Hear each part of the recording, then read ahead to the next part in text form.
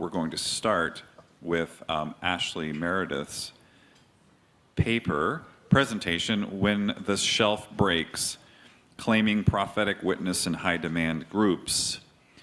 And then we will have Bridget Weber's presentation, Breaking Bread, Restoring Roots, Connecting the Eucharist to the Food Sovereignty Movement as a Path to Reconciliation in American Christianity. And then we'll conclude this morning's session with Maki Ash Van Steenwick's The Spirit in the Spaces Between, a workshop in prophetic discernment. So welcome, Ashlie Meredith.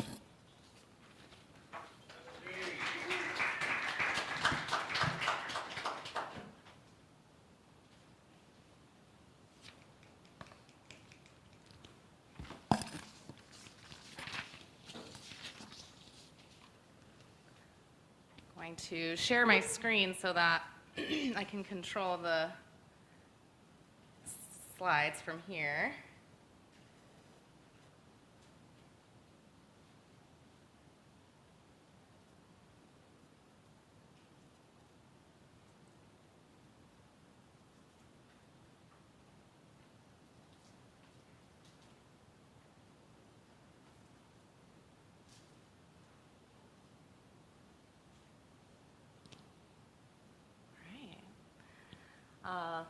Just wanted to thank the United staff and faculty for putting this together, and the Student Leadership Committee for facilitating me being able to travel here and meet all my lovely colleagues in person. And also just take a moment to invoke Spirit a little bit, that what needs to be said in this moment will come through me, and that hopefully as spiritual caregivers we'll take something away that we can bring to our clients and our ministries about this particular population of which I am a part, which is people who leave high demand, high control groups. So when this moment of deconstruction and prophetic witness, these shelf-breaking moments, which is an idiom in the faith tradition of my origin, which I'll explain. So the decision to leave a high control group, and this can be anything including like the military, cults, abusive relationships, toxic workplaces, is often a prophetic witness. It's a stand against injustice, and this deconstruction process can be seen as a refusal to consent to spiritual and institutional harm. So just in case you're unfamiliar, some of the reasons why these kinds of groups are considered high control, high demand is because they attempt to regulate a lot of aspects of their members' lives. So they have strict rules that govern behavior, there's restriction of outside perspectives, and lots of thought-stopping techniques, guilt, shame, fear used to maintain control, and really high exit costs because of the social structures, vocational opportunities, and relationships lost if one were to leave.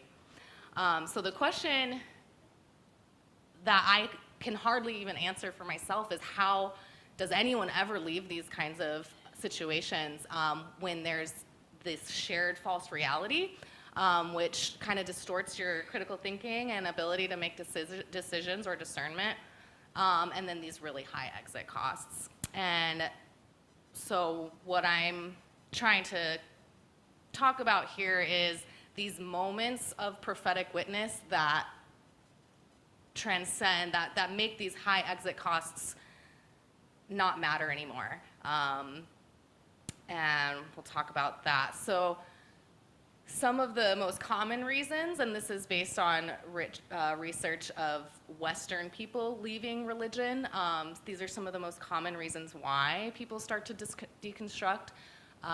There's concerns about institutions, rebellions against abuses of power, confusion over the problem of evil, humility in the face of all that we do not know, and then these moments that kind of shock you out of the usual way of life. So these are usually like personal tragedies, like the death of a child. And the ones that I kind of want to focus on in terms of prophetic witness are these concerns about institutions, which I'll call these shelf-breaking moments, and then rebellions against abuses of power. And so in these high control groups, when an individual is confronted with something that really goes against their core values and helps them transcend this shared false reality and high exit costs. So it's my perspective that more and more people are going to be deconstructing from religion in the future due to social media amplifying survivor stories. More and more people can talk about their experiences. There's greater access to historical records that are revealing abuses of power. And then just this rising concern, I think, among society for accountability in these institutions. So this concept of shelf breaking is actually an idiom in the Mormon church, of which I grew up in. And the original phrase was a positive way of talking about putting your doubts on a shelf. So the earliest recorded use of the analogy came from the wife of the 12th president, Camilla Kimball, Spencer W. Kimball's wife. And so she said, you know, she was a very thoughtful, rational person, and she had all these doubts, and she learned really early that she needed to put those questions on a shelf, that anything that she didn't understand, she put on a shelf. And so that was kind of the answer when something didn't really make sense. Put it on the shelf. So since the internet era, it's kind of gotten this secondary connotation of like the straw that broke the camel's back. So you keep putting so many things on your shelf that eventually it breaks. And so you see a lot of ex-Mormon Reddit threads and podcasts, people talking about these shelf-breaking moments. And you know, these can range from learning about child brides and early polygamy, racism in the priesthood in the Mormon church, et cetera, et cetera. And I liken this to stories of biblical prophets and other prophets that they often start inside the institutions, and then their eyes are open to some sort of injustice, forcing them to take a stand. And then, so we have these shelf-breaking moments, but also slightly related and similar, a confrontation with a core value, which makes these exit costs no longer matter. And I liken this to Barbara Holmes' concept of crisis contemplation. She talks about it in terms of racial injustice and pandemics, kind of to differentiate it from our usual conception of contemplation, which is voluntary. You chose to go into this silent, sacred space and do some discernment, but not so. There's this unique spiritual experience she's trying to talk about where you're thrust into this spiritual free fall because of something external. So she says, when the ordinary isn't ordinary anymore and the crisis is upon us, the self can center in this refuge that I am calling crisis contemplation. It's a cracking open, the rupture and shattering of self, community, expectations, and presumptions about how the world works. It is the result of trauma, free fall, and wounding. So again, most of us consider it to be a contemplation to be voluntary, but deconstruction, religious deconstruction, is rarely a choice, at least in my experience and in the experience of people I know who have left the Mormon church. It feels like a rupture that forced us into this like prophetic stance, similar to many biblical prophets who didn't ask for their role and sometimes were resistant to accept the calling, similar to religious deconstruction. So to talk about some of my own personal experiences, I was born and raised in the Mormon church. My parents were on the more devout scale, more fundamentalist side of the scale. And I grew up queer and really struggled with my identity. As soon as I went to college, was able to explore that. I went to college in Utah and volunteered a lot with my Queer Straight Alliance, and we did a lot of protests and HIV/AIDS outreach and a lot of really, in that community, radical work, and I felt very enlivened by that. But it wasn't until 2008 that I actually decided to remove my name from the records of the church. And this is also when a lot of people I know left the church, my sister included, who was going to BYU at the time. In 2008, California passed Proposition 8, which was the gay marriage ban. And the Mormon church was heavily involved in advocating for that to be passed. And so, to borrow my sister's story, she's one of the most Christian people I know. And she was at school in Utah, a whole state away, watching her Christian brothers and sisters go to phone banks to try to politicize an issue that wasn't even in their state. And she just was like, this is not my version of Christianity. And for me, with all of the advocacy work that I was doing, all the causes that my name was associated with, I couldn't stand the idea of my name being on a list of members of the church. So, and that's kind of a big deal in Mormonism, to actually write in and get your name taken off, because it means that I'm no longer like spiritually connected to my parents. So yeah, that was pretty rough. And growing up in that kind of environment, as well as like the traumas and the neurodivergencies that I experienced, have made me more susceptible to these high demand, high control groups, toxic workplaces, abusive relationships, and I spent some time in a yoga cult. So for sake of time, I won't get too much into that, but it is very interesting, so if you want to talk about it later. This was like a white Western guru who had an Indian lineage,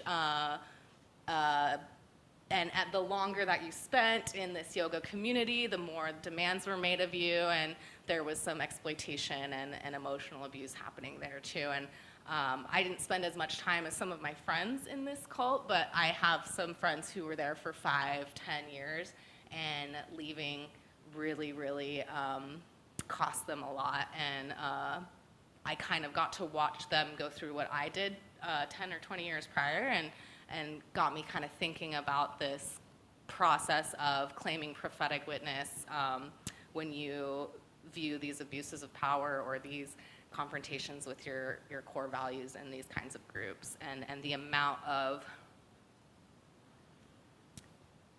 wounding and free fall that you have to experience to kind of shake you out of that distorted reality and prompt you to speak out or leave. And so kind of want to shift into what does that mean for all of us as spiritual caretakers. Prophetic witness means standing with those on the margins, including those leaving faith. So I'm wondering, if more and more people are going to be deconstructing religion, how will spiritual care evolve to meet those folks? And so I think that we need to create new models of care for ex-religious individuals, for people with religious trauma, and especially those who feel spiritually homeless. And so the growth areas for people in spiritual care is that, traditional training might not equip people for working with this population. Some of the issues might be these people no longer identify with religion, but they are seeking meaning and kind of not expecting them to ever want to come back to any sort of narrative of faith.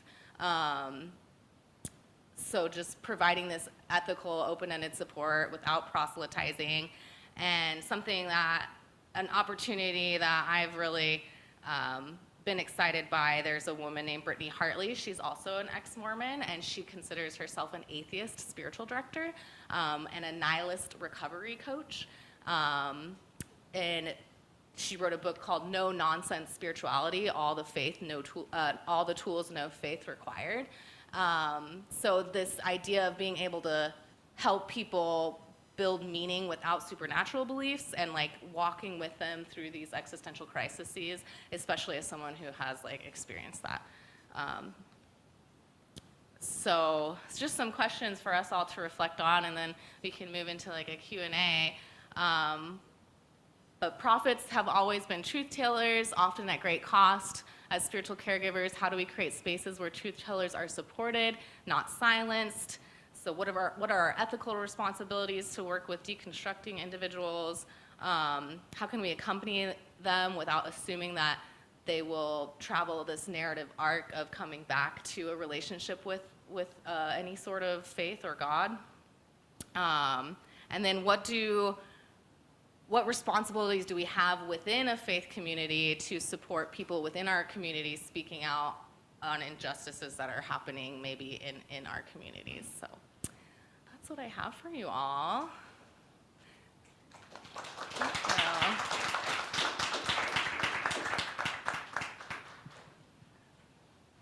We'd maybe have some time for Q&A, or if anyone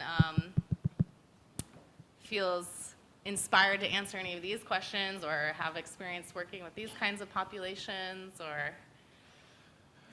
And I have a microphone, so I'll walk around and hand it to you if you have a question. If you're here on site, or Zoomers as well, if you have a comment or question, feel free to ask it.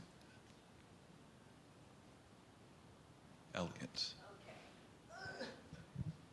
It was like the, Adam thing, remember? Sistine Chapel? Anyways. Yeah. That was a side note. Anyways, I have a question for you regarding the whole structure or the prophet analogy, I suppose. Keep in mind, I'm not I'm very supportive of your ideas, but when I think of a prophet, I do think of someone who's a reformer within the community, someone who, in the notion of biblical prophets, and prophets especially in my own tradition of Christianity, those people are people who who receive a revelation while within the community and then shape their community in the image of that revelation. So I suppose, and my own perception, I suppose, of deconstruction is that it's a rupture from a community. Admittedly, a high control group community, but nevertheless a rupture. So I suppose my question is, when you're offering spiritual care to people who are deconstructioners, how do you negotiate the tension between this prophetic witness as a message to the community and also the need to stay away from that same community? Sorry, I used the word community 100 times.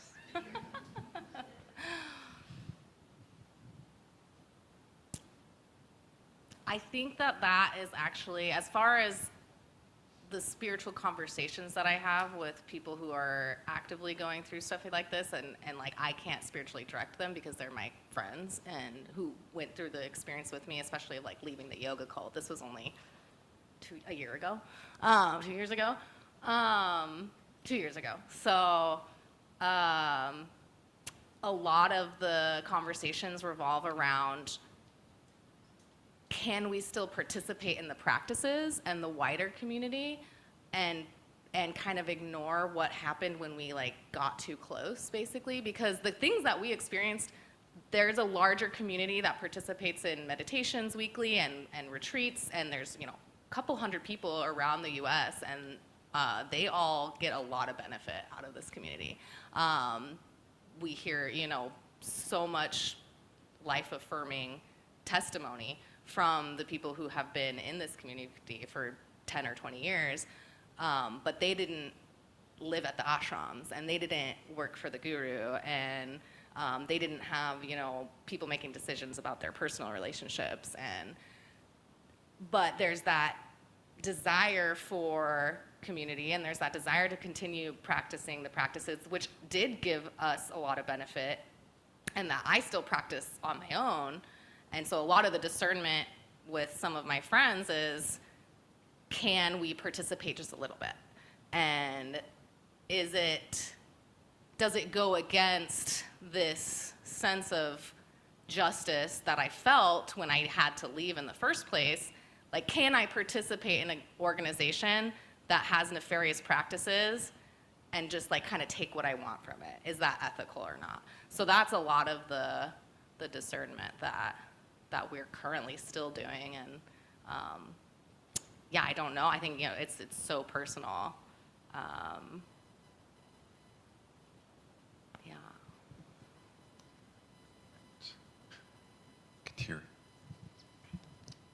Thank you so much, Ashlie, for this presentation. This is really helpful and thought-provoking in a lot of ways. Something I'm thinking about that you don't necessarily have to answer today, but that's just like kind of off of these questions here. I've had some experience, even just in my, like, I'm not in a pastoral role yet, but I'm in a ministries role at a church, and I've been connecting with some young people that have come to the church that definitely are coming from similar, not quite as intense, but just like either evangelical or some more fundamentalist forms of Christianity. And as we've started to build relationships, some of them are my friends, but there's also some blurred lines in terms of like care that I'm, like spiritual care and support that I'm offering. I've found this tension between, like, there's certain ways in which I feel that they're turning to me as an authority. Like, I feel like there's this tendency to be like seeking that authority figure, but then at the same time really resistant to any ways that they might be picking up on, like, yeah, any form of, if they at all feel pressured or controlled, there can be a distancing, this kind of push-pull in the relationship that I'm sure I'll continue to encounter the more that I become like an actual, maybe like wearing a collar or something. So I'm just kind of, yeah, that's a question that I'm sitting with, and I'm wondering if you or anyone else has insights onto how to navigate that, like, that deconstructing tendency of like still seeking authority but also really resisting it, just how to be supportive in a spiritual care role. Yeah, it actually kind of brings up for me two additional concerns that I didn't really think might have time to go over in dealing with these, some of the challenges of dealing with these populations, one of which being incredibly vulnerable and maybe even vulnerable to wanting to be a part of that kind of relationship. And so for me as a spiritual director in the future, like these kinds of ethics and boundaries, like not wanting anyone to come to me looking for a new guru or something, right? And then the other thing is something that we don't talk about in the contemplative community a lot, but the adverse effects of contemplative practices. So things like meditation can actually cause like spiritual psychosis, dissociation, anhedonia. There are people who have experienced trauma in a religious context such that they can't even hear someone talking in a meditative voice to like guide them in a meditation. Like that feels icky to them. My sister's husband, who also left the Mormon church, there's this particular way that they talk in their conferences, and when he hears a woman, like when he hears someone speaking brothers and sisters, like he just gets, hairs on the back of his neck. So kind of thinking about those challenges, right? How to maintain boundaries with really traumatized individuals, and then how to give them practices or practice with them in ways that aren't triggering. That's more thoughts from me.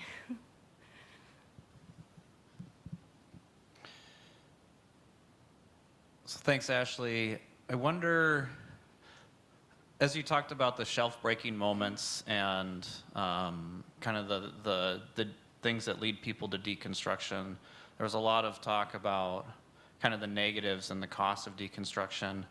I wonder if you could talk a little bit about what have been the benefits for you? What's the landscape like after those shelf-breaking moments? How would you describe it? What are the benefits on that side? For me, it's part of a wider story of coming back to my own faith. And, now I'm in a seminary and, I want to provide spiritual care. But I hesitate to focus on that story because I want to leave space for the fact that some people might never want to do that. And that that is a valid spiritual path as well. They don't want to have this kind of meaning making that makes it all come full circle. But as far as some of like the depths of despair and the existential crises that I've experienced, it's just a wellspring of compassion for people, and I hope that it allows me to like walk into some really dark places with people and help them not feel alone. So that's a positive, I think.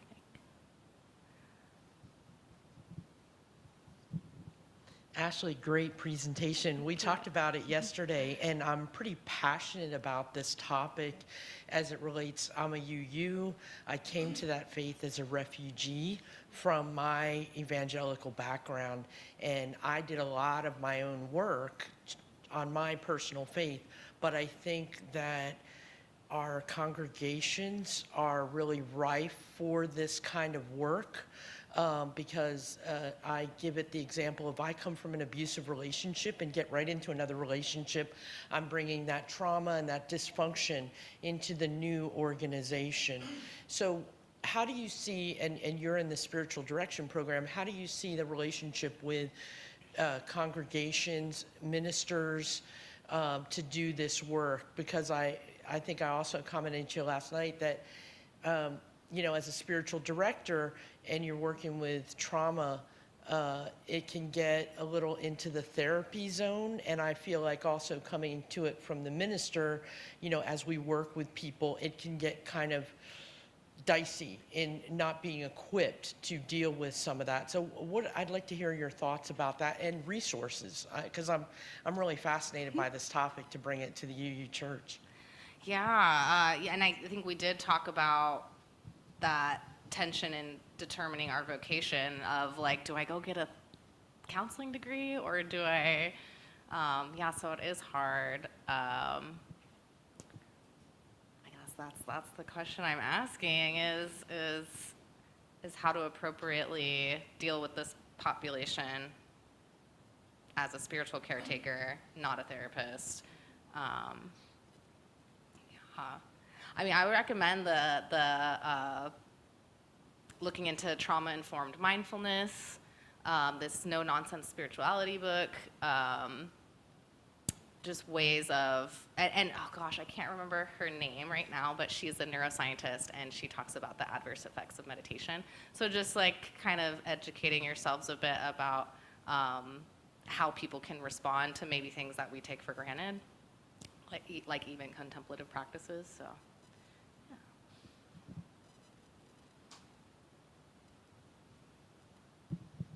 I have a similar related question you brought up earlier about your brother-in-law and when they go to a conference and they say like brothers and sisters or things like that.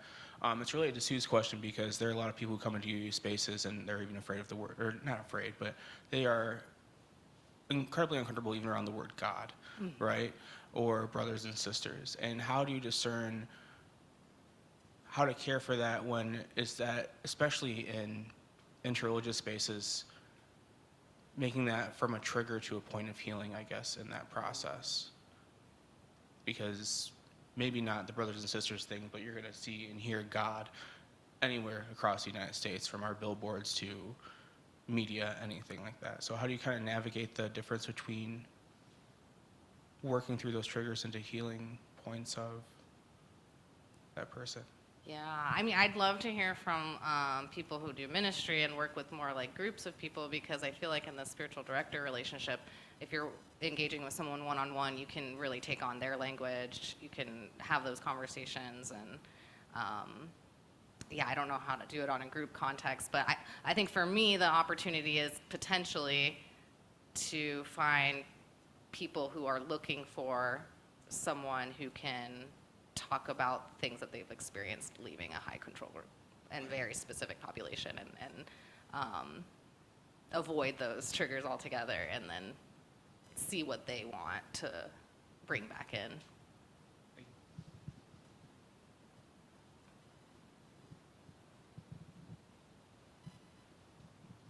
As everyone has said, great presentation. You're triggering all the questions I've had. I'm new to the concept of spiritual directors, a little late in life, but I am new to it. I have many of the same questions you had. And my question is really a very high-level question. As we see people moving away from their church communities, faith communities, in large numbers, you know, and a lot of that is young adults. But even they used to come back when they had kids, but they don't necessarily do that anymore. So is the role and function of spiritual direction a way to meet their needs without. Oh, sorry about that. Yes. Without. Would that be a way to link them back into a community? And from a high-level perspective, is this an answer to the people falling away from the church, is what I'm trying to ask. And if so, how do we connect with those, how do you connect with that wide group of people? Yeah. Is a more like one-on-one approach the way to reach people experiencing deconstruction? And then how do we build community?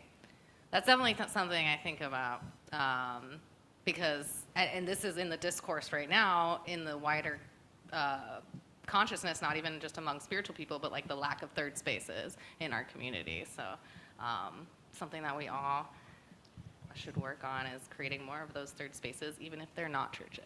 So. Hi. Hi, Ashlie. It's so good to see you. And great job. Thank you, first of all, for highlighting spiritual direction as one of the anecdotes to this experience of trauma in churches. I just want to ask you a little bit about this, going into Elliot's question about community and how important that is. Spiritual direction is a new program at United. I think it's a wonderful thing to address a lot of what's happening in our world, that for years we've trained ministers and spiritual caregivers to work in institutional settings, whether it's the church or hospitals or whatever it is. And spiritual direction is one-on-one for the most part, outside of those, maybe sometimes embedded in institutions, but doesn't have to be. And I think that the next step of this learning is group spiritual direction. So you're building community as a part of direction experience of like-minded people. So how do you see that calling of moving from individual into kind of building a community? And how do you connect people together in like-minded places and offer a supportive place for that experience? I think our best example of that is recovery communities. Absolutely. And so just wanted to highlight that. But thank you. Spiritual direction all the way. Yeah. I think that was really lovely questions, everyone. Thank you so much for letting me share mine and some of my loved ones' stories. And I hope that we can have more conversations like this and work together to build communities around all of the people who need our support and care. Thank you. Thank you, Ashlie.